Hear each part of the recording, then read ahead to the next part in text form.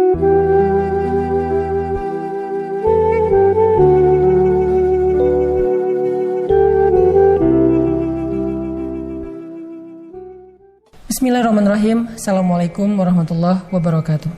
Teman-teman masih ingat dengan istilah bucin ya?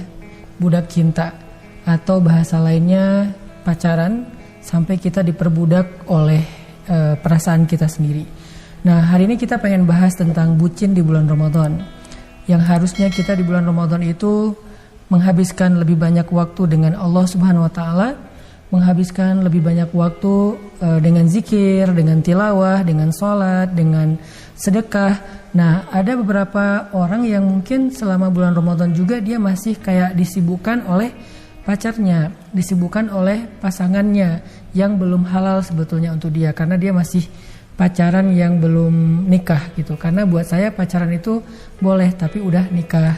Nah, gimana dengan kondisi orang yang pacaran sebelum nikah, yang bahkan sampai ke bucin di bulan Ramadan, sehingga dia kayak gak ada waktu buat yang lain, sibuk terus-terusan ngurus pasangan yang belum halal untuk dia.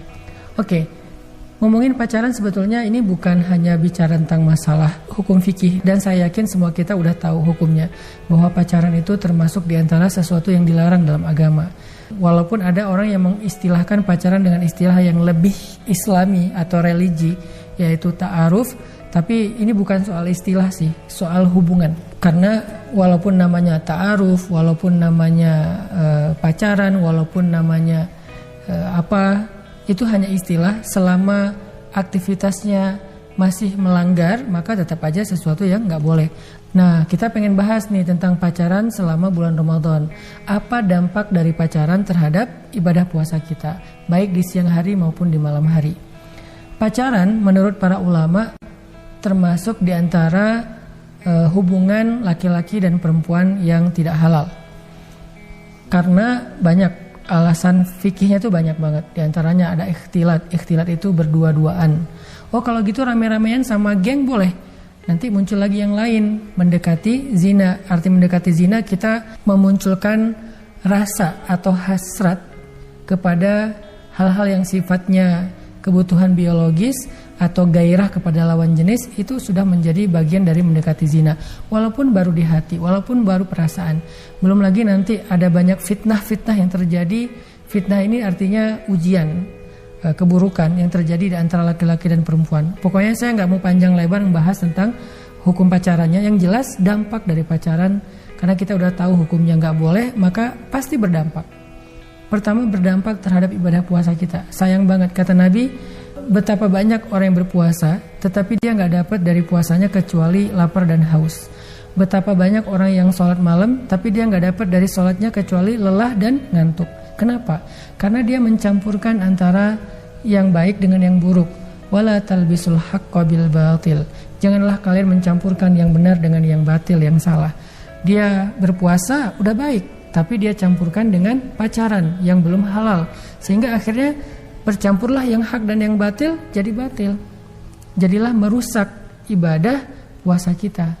Sehingga kalau ibadah puasa kita udah rusak, ibadahnya secara fikihnya tetap sah, tapi secara pahala dia batal, nggak ada pahala lagi. Yang jelas puasa kita pahalanya jadi habis gara-gara dosa-dosa yang kita lakukan dalam hubungan dengan orang yang belum halal kepada kita. Di Al-Quran Allah mengajarkan banyak sekali tentang adab hubungan antara laki-laki dan perempuan yang belum halal. Di antaranya Allah mengajarkan kepada laki-laki dan perempuan untuk menundukkan pandangan di dalam surat An-Nur.